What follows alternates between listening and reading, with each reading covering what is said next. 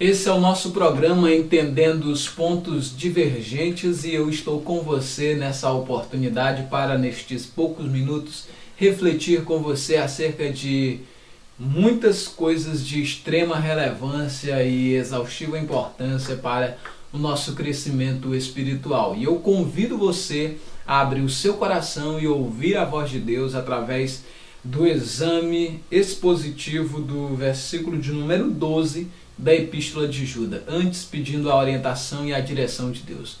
Querido Deus, nosso Pai que está nos céus, eu agradeço a Ti pelo privilégio de ser ministro da Tua Palavra na nossa nação, na minha cidade e aqui onde me encontro neste momento falando com esta pessoa que me assiste. Que a graça do Senhor Jesus venha sobre ela e que Teu poder, meu Pai, se aperfeiçoe em nossas fraquezas, não nos deixando nos ser seduzidos pelo mal, mas a cada dia andando na Tua verdade, em santidade e amor. É a oração que eu te faço em nome de Jesus. Amém. Hoje nós vamos meditar no versículo 12 de Judas que diz: estes homens são como rochas submersas em vossas festas de fraternidade, banqueteando-se juntos, sem qualquer recatos, pastores que a si mesmos se apacentam, nuvens sem águas, impelidas pelos ventos, árvores em plena estação dos frutos, destes desprovidas, duplamente mortas, desarraigadas. O texto aqui traz uma série de características dos que nós já até num título anterior chamei de os infiltrados. Eles estão como rochas submersas, como pedras de escândalo, como pedras de tropeço nas nossas festas de amor. É aquele cidadão que diz que se converteu ao Evangelho, mas está pervertendo a nossa fé. Ele é como uma abominação desoladora que está no lugar santo, mas ele não deveria estar ali. São aqueles que, dizendo-se ministros do Evangelho de Deus, não inspiram as pessoas o amor pelo Evangelho de Deus, mas inspiram ao ódio contra o seu irmão, contra aqueles que há tempos vêm seguindo a palavra de Deus e buscando viver em sinceridade e verdade diante do Senhor nosso Deus. São aqueles, por exemplo, uma das coisas que são muito contraditórias hoje, uma das é que a gente vê um cidadão sentar para explicar o Evangelho e às vezes dizer assim, se tornaram aí as instituições e o pessoal só buscando gente para estar nas suas instituições e aquela coisa todinha, o cara vai lá, abre uma instituição, como o CNPJ, e bota um outro dentro de um carro para dizer, aqui é a maneira de você chegar até onde é a nossa instituição. Ele não vai dizer instituição, ele vai dizer o nosso templo, o nosso lugar de se reunir, aquela coisa toda. É assim que ele vai dizer. Os outros lugares são instituições criminosas que pregam erroneamente, mas no caso dele, não. Ele tem a mesma igreja, com o mesmo CNPJ, com o mesmo sistema e fica criticando as outras como se os outros só dessem valor ao CNPJ. E nesta nação, nós temos ministrado a palavra de Deus. Falo dos evangélicos históricos mesmo, não estou falando dessas aberrações que se abrem em cada esquina. E o texto diz que essas pessoas, elas estão no nosso meio, em nossas festas de amor, expandindo ali as suas pecaminosidades, as suas abominações diante do Senhor e diante da igreja, sem nenhum recato. Essas pessoas se banqueteiam junto conosco, ou seja, aprendem com os nossos ensinamentos, aprendem com as nossas explicações, mas preferem como o diabo que aprendeu lá do próprio Deus, antes da queda, aprendeu a verdade com Deus e preferiu seguir o caminho do mal. É como os anjos que caíram na revolta seguindo após Satanás, que também tomaram o mesmo destino, aprenderam a coisa santa da parte de Deus e hoje estão pelo mesmo mundo onde estão os filhos de Deus que foram comprados pelo sangue de Jesus e que estão tentando desviá-lo do propósito de Deus. Assim como ele perseguiu Jesus e buscou um momento oportuno para voltar a atacá-lo, de semelhante modo, o diabo tem investido muito na corrupção do ensino bíblico. Por exemplo, eu estava lendo o devocional Orando em Família, a versão de 2010, mais ou menos pela página 230 e pouco, eu encontrei uma expressão do tipo: nós não podemos sair por aí pregando o evangelho e olhando para as pessoas e classificando como esse é crente e aquele dali é descrente, porque diante de Deus isso não existe. Quer dizer, eu fico me perguntando onde foi que essa pessoa leu isso, onde foi que essa pessoa aprendeu isso, porque a Bíblia fala do trigo e fala do joio. A Bíblia fala dos que servem a Deus e dos que não servem a Deus. A Bíblia Sagrada, a palavra de Deus, fala das virgens prudentes e das imprudentes. A Bíblia fala do bom servo que fez a vontade do seu Senhor e fez a mina render, e fala do servo mau que não fez a vontade do seu Senhor.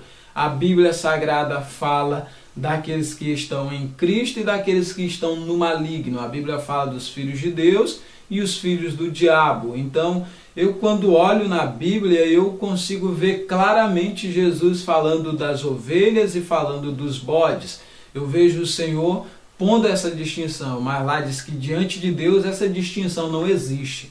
Quer dizer, diante de Deus essa distinção existe. Agora, aqueles que estão vivendo como ímpios, aqueles que não estão se esforçando por olhar a palavra de Deus e aplicá-la à sua conduta diária, estão usando o seu livre-arbítrio para tentar chamar o pecado de bem e chamar o povo de Deus que estão buscando fazer o bem de mal, é exatamente a conclusão daquilo que já vaticinaram o profeta Isaías, dizendo: ai daqueles que chamam ao bem de mal e aqueles que chamam ao mal de bem. Nós estamos vivendo esse contexto e esse momento histórico aqui no Brasil e em várias partes do mundo. Por exemplo, o teoliberalismo, que chega aí através da teologia, da teosofia, na verdade, caio-fabiana, ela propõe isso para as pessoas. E essa é a hora que você tem de começar a meditar de forma mais cuidadosa e criteriosa sobre a palavra de Deus. E diz que essas pessoas estão nas nossas festas de amor comendo sem qualquer recato, sem qualquer respeito. Eles fizeram para si mesmo, de si, pastores que apacentam a si próprios. Ou seja, eles não são apacentados pela palavra de Deus, mas através dos seus altos graus de instruções e formação acadêmicas, eles simplesmente viram senhores do saber, porque sempre tem aquela coisa. O cara que faz o ensino médio, quando chega lá, ele diz: olha, tu está informado. Quando o cara faz o ensino superior, tu é formador de opinião. Quando o cara faz um mestrado, diz: tu é agora investigador das opiniões. Além de formador, agora é investigador, informado. E quando o cara faz lá o seu doutorado, diz: agora pronto, você é um fabricante da opinião. Então você já passou pela etapa de informado, você já passou pela etapa de investigador, da formação, e depois você passou pela etapa de investigador, e por fim agora você é um formador de ideia, você é um fabricante de ideias. É onde as coisas vão se avolumando, e depois o cara se olha para si, olha para o texto sagrado e dá uma explicação sem nenhum compromisso com o texto que estão lendo, que isso tem acontecido muito. Se você for criterioso em ver o que o texto diz e o que expõe, você vai perceber que eles engodam as suas próprias almas com as suas vãs concupiscências e com os seus ensinos pró-liberalismo, pró-pecado, pró-tudo e anti-mandamento. São anti-mandamento, porque a Bíblia Sagrada, o Senhor diz que antes do Espírito Santo, que o Senhor Jesus esteve conosco, até o dia em que, depois de haver dado os mandamentos pelo Espírito Santo, ele diz: não, mas ele não deu mandamento. Quer dizer, o texto diz que ele deu, mas os caras dizem: não deu. E quando eles leem mandamento, ele diz: mas isso não é mandamento, você não é obrigado a seguir. De fato, ninguém é obrigado a seguir mandamento nenhum da Bíblia Sagrada.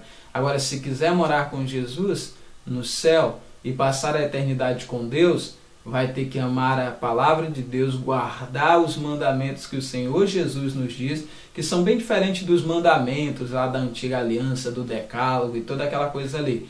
É totalmente diferente. É só ler a nova aliança que você saberá de cor e você saberá com perfeição quais são os mandamentos que o texto se reporta.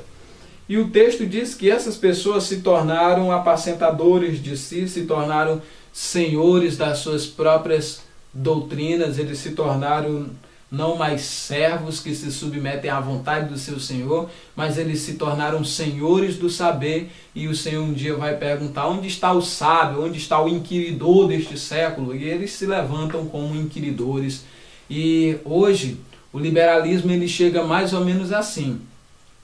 Eles chegam em nome da crítica à falsa espiritualidade, mais ou menos assim. Na igreja não há aquele costume do cara estar usando tatuagem, não tem aquele costume da pessoa estar usando um corte de cabelo espalhafatoso, então ele chega e diz: mas o que que tem? Por que que as pessoas condenam uma pessoa dessa se Jesus já aceitou? E vão com esse comentário em forma de piedade, contudo negando a fé, contudo negando o bom senso, contudo negando a boa ordem e negando a decência, negando vários princípios, tudo em nome do destruir a falsa espiritualidade. E o zelo se acaba, o zelo pela casa do Senhor se acaba, o zelo pelo reino de Deus se acabam, e as pessoas vão se encaminhando nesses caminhos de constantes aberrações. O texto diz que eles são como nuvens sem água impelidas pelo vento. As nuvens sem água são muito conhecidas. A gente, por exemplo, vê um preparo de chuva e então começa aquelas trovoadas, e aqui no nosso estado em específico a gente assiste centenas de vezes isso, e você fica dizendo: agora vai chover, e de repente as nuvens sem água são levadas pelo vento e volta aquele calorzão, e você diz: mas rapaz, tamanho preparo deu em nada. E essas pessoas são assim, eles prometem, mas tudo que eles têm é angústia dentro do coração, é desapontamento, porque não conseguiram permanecer fiel à palavra de Deus, não conseguiram perseverar, e eles sabem que aqueles que perseverarem até o fim é que serão salvos. Aqueles que fizerem a vontade do Senhor é que serão amados de Deus. E eles estão fazendo as suas próprias vontades, continuam nos seus relacionamentos de prostituição, tanto com a segunda esposa, quanto prostituição ou adultério do conhecimento sadio. E aqui surge uma clara advertência para nós. São pessoas que são árvore em plena estação dos frutos, porque estão cheios de conhecimento de textos bíblicos, estão cheios de conhecimento de boas explicações da palavra de Deus, mas não usam a explicação da palavra de Deus a serviço da boa ordem, do serviço a Deus. Eles usam a palavra de Deus de forma evasiva, de forma a inspirar ódio pelos servos do Senhor Jesus, que ainda existem no nosso país, na nossa nação. E a Bíblia diz que estão em pleno tempo de dar fruto, estão no pleno outono e estão desprovidos, duplamente mortos e desarraigados. Porque uma coisa é aquela pessoa que conhece a palavra de Deus, e outra coisa é aquele que não conhece e dá uma explicação sem conhecer. São diferentes as explicações.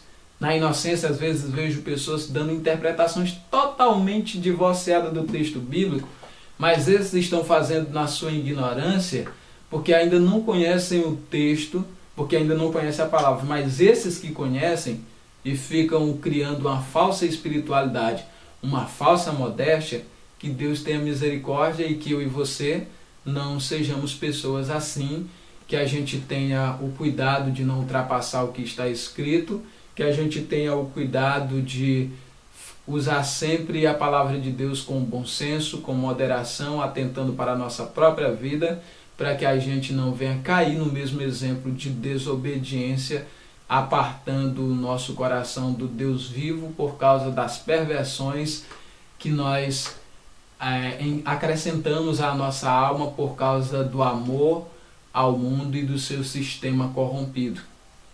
Que Deus nos livre de tal abominação, tal erro, tal pecado. O texto diz que eles estão duplamente mortos e desalicerçados, desfundamentados, desarraigados, arrancados pela raiz com violência, não porque eles quisessem sair do nosso meio, mas porque depois de tamanhas aberrações, seguimos a orientação que o Espírito Santo falou por intermédio do apóstolo Paulo, dizendo: tirai o perverso do vosso meio.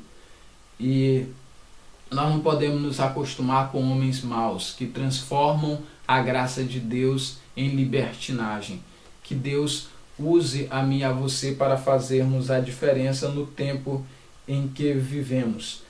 Que Deus nos firme na sua palavra para que nós não sejamos como esses que são arrancados pela raiz. Que Deus nos faça idôneo para comunicar a verdade em amor. E eu vou continuar pedindo a você que continue nos acompanhando por essa série e, em nome de Jesus, você tenha condições de servir a Deus em espírito e em verdade. Eu espero você no nosso próximo Entendendo os Pontos Divergentes. Que a graça do Senhor Jesus seja sobre você e sobre toda a sua família, desde agora e para sempre.